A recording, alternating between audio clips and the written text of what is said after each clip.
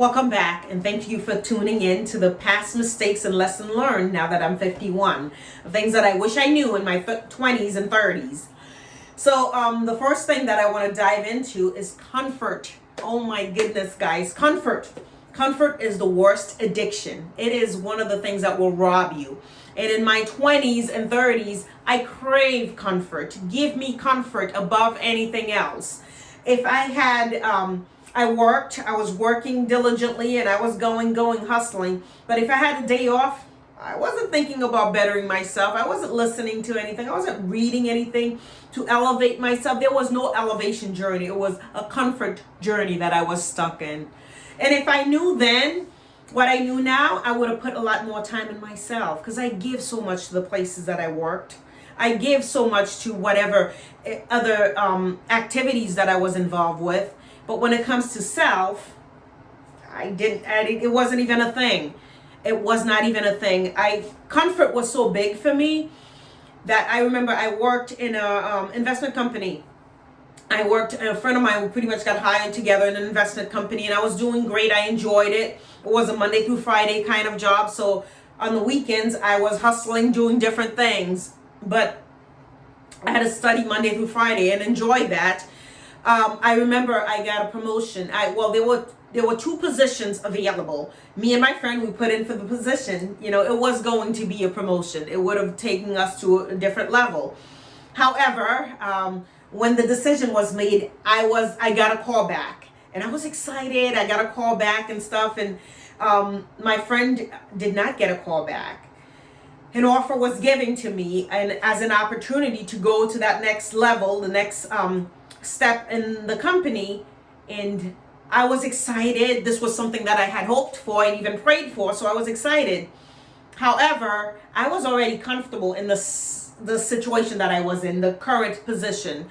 I was comfortable. I was working with friends, and we'll bounce ideas, we'll take lunch together. It was us. We were tight. We were close. So when I got the call, guys, I did not move forward with it. I turned it down.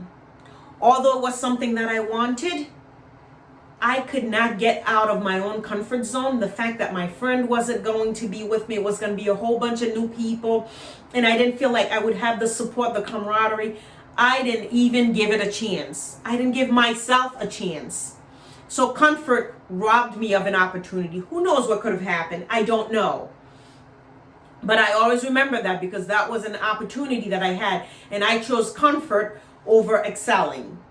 So that's how comfort robbed me. That was one of the past mistakes, really, because have I taken it, who knows what would happen. But of course, I live in a space of no regrets. It is what it is. I learned from that and realized comfort is the worst addiction there is, and that's an addiction that I have had to give up now that I'm in my 50s. Another one, a second addiction, a second mistake that I made, a second lesson learned, really, was taking things so seriously. I took things way too seriously in my 20s and my 30s. I took everything too hard. Everything affected me. I was like, oh my goodness, why is this happening? Why would they say this like that? Where are they coming from? And it affected me to a point where what was said to me could have affected me a whole week, or even a month for that matter. I was so taken, so driven by other people's opinions and what was said, that it was like the biggest robbery for myself, my joy, my any and everything in my 20s and 30s. I didn't know myself enough to be able to decipher, okay, maybe there's some truth to it, maybe there isn't. Let's see where are they coming from with that. I did not learn that lesson. I did not learn to stop and just realize it's just words. It's just somebody's opinion. It's not the end all.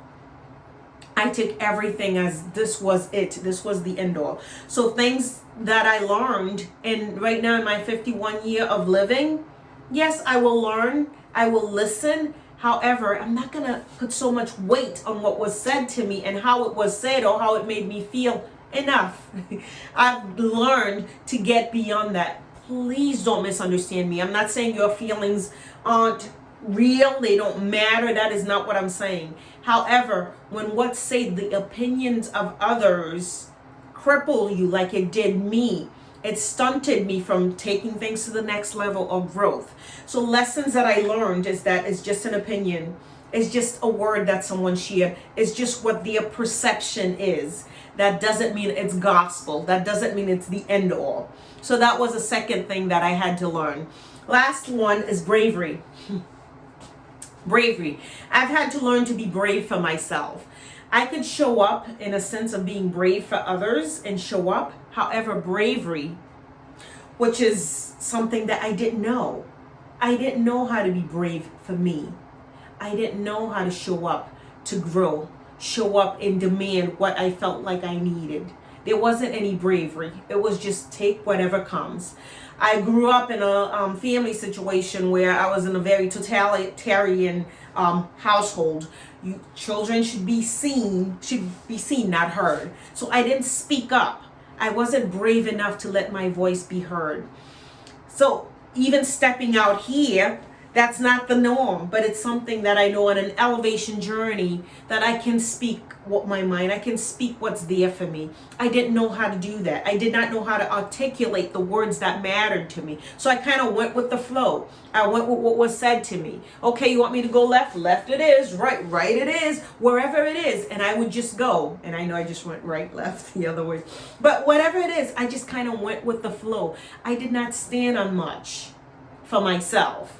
Yes, I had scriptural beliefs and I had those kinds of convictions and stuff, but I didn't know me enough to know, wait a minute, does that resonate with you? Does that make sense to you? How are you feeling about that? What's really there for you? So the mistakes that I made, the lessons that I learned, and I really don't like to call them mistakes, the lessons that I learned is that, get to know you. You have a voice. Make it heard. And that's why I encourage you, if there's something there for you, please speak up, communicate what's there, let your voice be heard. The world wants to hear what's important, what matters to you. Even doing this video, I don't know whose life will be impacted. I hope it's impacting your life. I hope you're touched by it. Please do share what's speaking to you, the lessons that you've learned in your own life. I'm just sharing the lessons that I've learned throughout my life and the joy that it brings right now, knowing that I'm on the other side of things. I can articulate and speak what's there for me. And it's okay if there's a disagreement. It's okay. It's not the end all. Not everyone have to see my point of view, but I can articulate what my point of view is.